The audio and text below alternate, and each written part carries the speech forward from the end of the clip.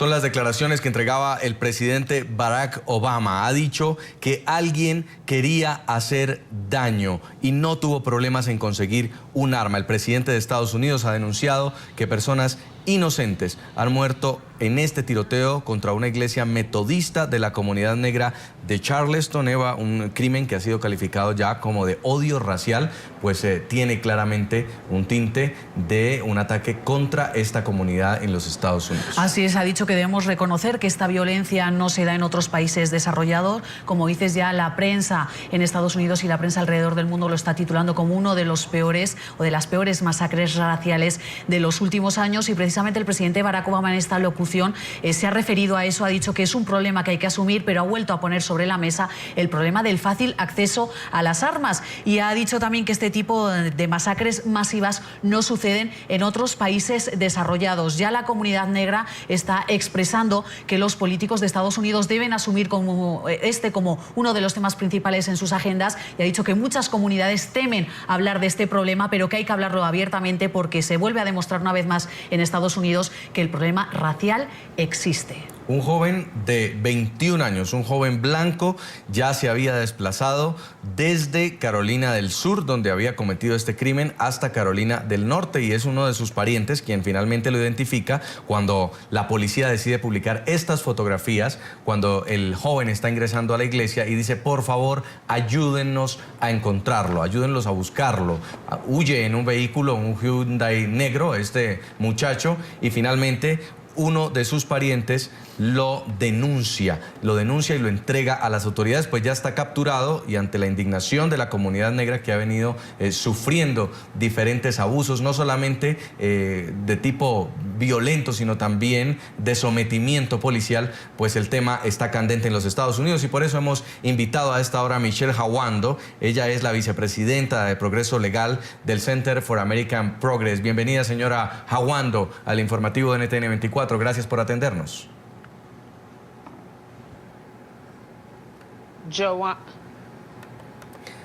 Señora Michelle Hawando, bienvenida al informativo de NTN 24.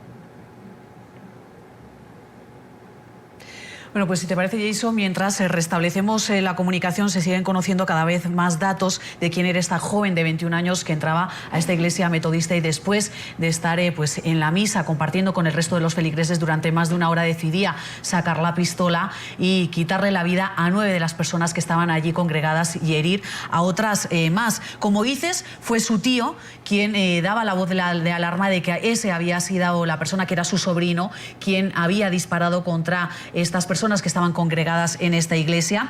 Ha dicho que su sobrino recibía de su padre una pistola como regalo por su 21 cumpleaños celebrado el pasado mes de abril, uno de los temas que se está poniendo ahora sobre la mesa precisamente por el propio presidente de Estados Unidos, Barack Obama, quien ha vuelto a criticar el fácil acceso a las armas que tienen los estadounidenses. Entre otras cosas, decía que este tipo de masacres masivas no se daban en el país, y ha salido ya una fotografía del joven en Facebook donde luce la bandera del régimen sudafricano del apartheid y también la del Rodesa actual, Zimbabue, bordadas en la chaqueta que llevaba. Tenemos ya comunicación, nos dicen, con nuestra entrevistada. Michelle Hawando está con nosotros. Señora Hawando, ¿nos escucha? Bienvenida. Sí, puedo escucharlos. Hola, muchas gracias por invitarme. Pues pareciera repetirse la historia en los Estados Unidos. Una persona con un arma decide abrir fuego indiscriminadamente contra otros ciudadanos americanos, y al parecer lo único que pueden hacer las autoridades es perseguirlo y capturarlo, pero vuelve a reabrirse el debate por el uso de armas en los Estados Unidos. Esta fue una masacre por los detalles que tenemos planificada por este joven de 21 años. Sabía lo que iba a hacer y finalmente logró su objetivo.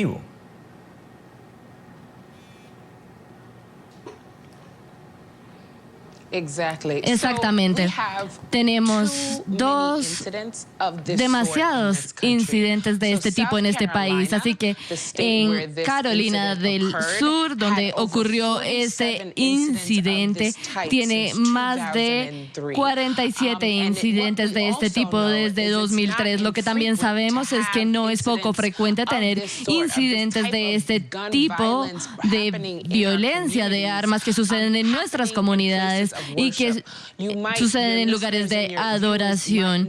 Estas personas, ustedes, sus televidentes, deben saber que todo esto pasa en iglesias de la comunidad afroamericana en el sur. La persona que disparó tenía 21 años, era blanco y que sin duda sabía, ingresó allá para herir a las personas que estaban allí, que estaban estudiando la Biblia y que estaban en un lugar que se supone que es un lugar pacífico. Vas a orar a estos tipos de lugares y luego te disparan en otra tragedia sin sentido en este país. Preguntarle precisamente, uno de los temas que el presidente Barack Obama ha puesto sobre la mesa es el tema del fácil acceso a las armas. Pero hemos visto también que este tipo de asesinatos raciales y de violencia racial se sigue sucediendo en Estados Unidos, en este caso además en una iglesia emblemática para la comunidad negra de Estados Unidos. Se habla el tema, se plantea esto como un problema, porque hemos visto que hay manifestantes que estaban diciendo a estas alturas que es un tema que dentro de las comunidades no se habla.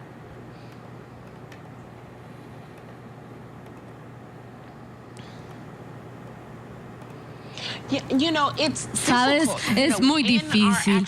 En nuestra Constitución tenemos una Constitución, un derecho constitucional que está conectado a las armas, que es algo único en los países, pero tampoco dice que no podemos regularizar la seguridad y cómo se mantienen estas armas en el poder de las personas en este país. Tenemos un debate sobre las armas y no sobre las personas y sobre la violencia.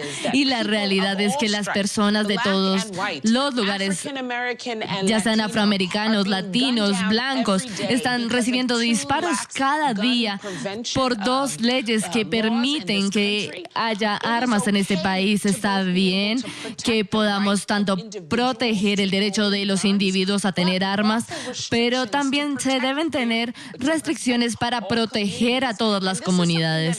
Y esto es algo que todos debería preocupar a todas las personas, porque no solo está afectando a un sector, sino que todas las familias pueden verse afectadas. Si no puedes ir a la iglesia a orar, a adorar y sentirte a salvo, entonces ¿a dónde puedes ir en este país? Estamos hablando, señora Jawando, de que en pleno 2015 hay persecución todavía contra la comunidad negra en los Estados Unidos. ¿No se ha podido superar este flagelo?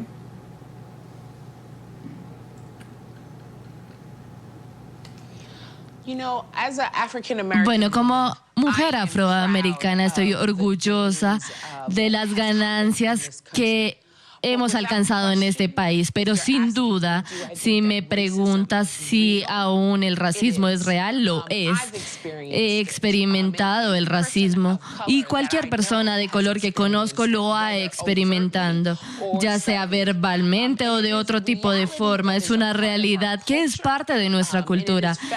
Está en las bases de la historia estadounidense, pero lo que yo creo es que hay formas para seguir más adelante. Es reconocer que simplemente porque todos somos creados diferentes, esto no hace que ninguno de nosotros sea inferior.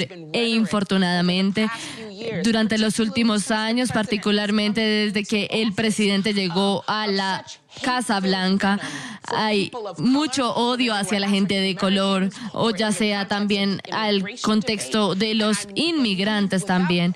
Pero creo sin duda que para cambiar completamente tenemos que cambiar nuestro lenguaje y ver a estas personas como humanos, como iguales.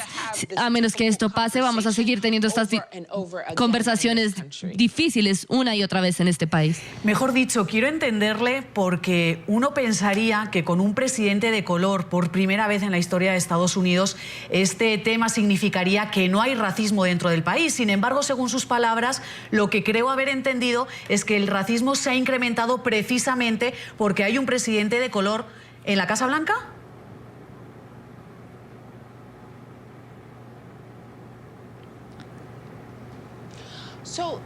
Bueno, la realidad es que no tenemos una segregación como la que había anteriormente.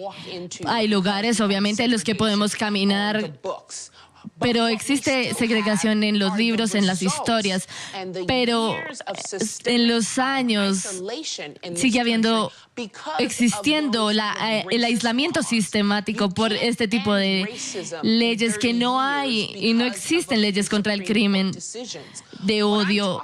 Se requieren más decisiones y se requiere un cambio cultural. De esto es lo que hablo. Se necesita que haya más personas que se vean los unos a los otros como seres humanos. Algunos seguimos viendo problemas de racismo y de cultura y de diferencia y de clase que se manifiestan en muchas maneras diferentes. Así que sí, sin duda creo que hemos mejorado como país. Sí, yo estoy en el campo de las personas que creen firmemente que así es, pero también creo que hemos visto un poco un incremento de esto o de esta lucha y las diferencias entre las personas que tenemos, que es peligroso y que sabemos que es peligroso porque está en las personas de este niño de 21 años que entró a esta iglesia y decidió que iba a matar afroamericanos que estaban simplemente adorando porque no quería que estuvieran en el país, y como los testigos lo dicen, dijeron, deben irse,